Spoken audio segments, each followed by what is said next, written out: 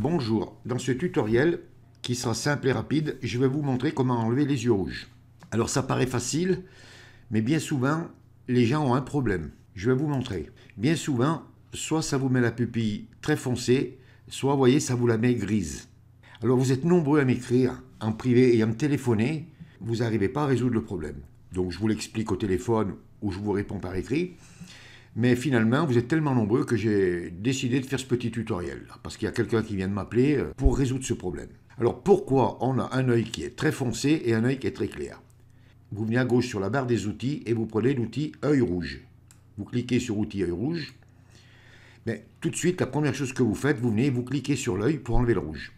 Seulement, il y a un petit réglage à faire, deux petits réglages à faire. Vous voyez en haut, là, c'est marqué taille de la pupille, 100%, et taux d'obscurcissement. Et moi, il est à 5, là. Donc, je vais le mettre à 100%. Si, par exemple, je lui remets les yeux rouges, je prends mon outil yeux rouges, et qu'est-ce que vous faites? La première chose, eh bien, vous venez là et vous cliquez. Et hop, vous dites, j'ai enlevé les yeux. Oula, mais vous dites, ils sont vraiment noirs, les yeux. C'est pas beau. Il faudrait qu'ils soient un peu moins noirs. Donc, je vais vous montrer ce qu'il faut faire.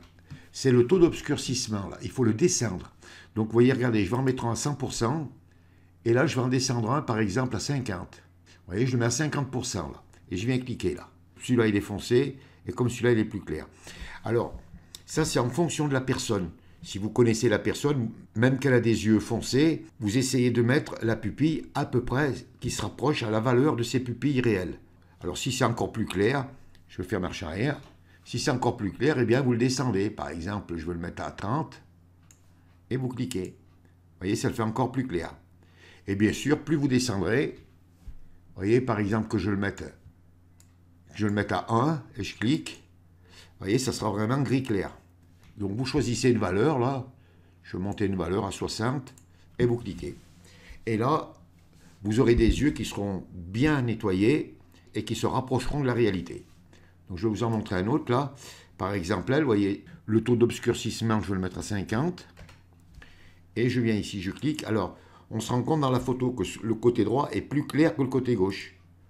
Donc on aura bien une pupille un peu plus foncée et une pupille un peu plus claire. Et voyez, regardez comme ça fonctionne bien. Voilà, je reviens sur mon image du début.